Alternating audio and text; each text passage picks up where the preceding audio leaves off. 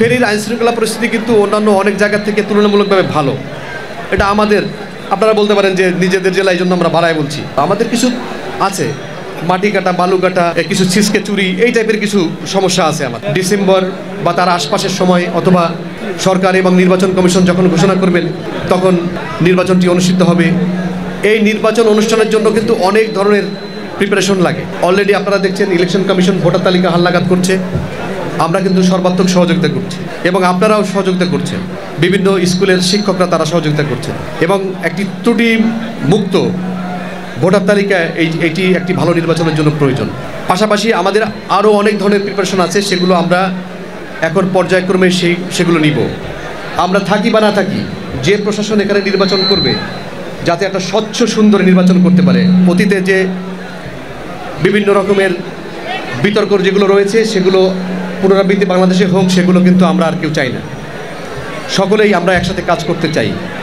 আইনশৃঙ্খলা রক্ষাকারী বাহিনীতে যারা আছেন, পুলিশ সুপার মহোদয় এখানে আছেন, আপনারা আছেন, সকলকে নিয়ে কিন্তু আমরা সামনের এই যে আমাদের যে চ্যালেঞ্জগুলো সেগুলোকে আমরা মোকাবিলা করতে চাই।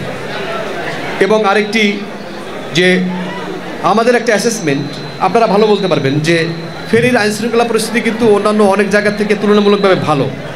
এটা আমাদের, আপনারা বলতে পারেন যে নিজেদের জেলা, এই জন্য আমরা বাড়ায় বলছি। আমাদের মনে হচ্ছে যে অনেক এলাকা থেকে আমাদের ভালো। আমাদের কিছু আছে, মাটি কাটা, বালু কাটা, কিছু ছিচকে চুরি, এই টাইপের কিছু সমস্যা আছে আমাদের। চাঁদাবাজি এরকম শুনি আমরা, বিভিন্ন রকমের অভিযোগ, বিশেষ করে মাদকের বিষয় আছে।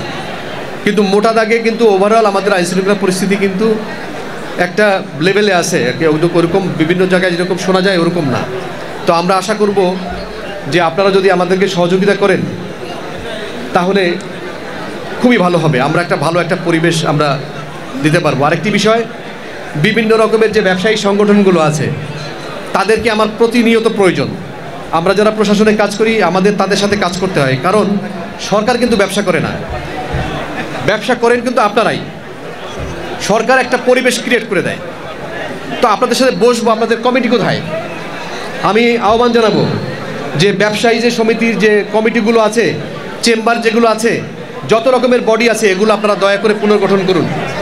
আমরা আপনাদের সাথে বসতে চাই, আপনাদের কথা শুনতে চাই, আপনাদের সাথে কাজ করতে চাই।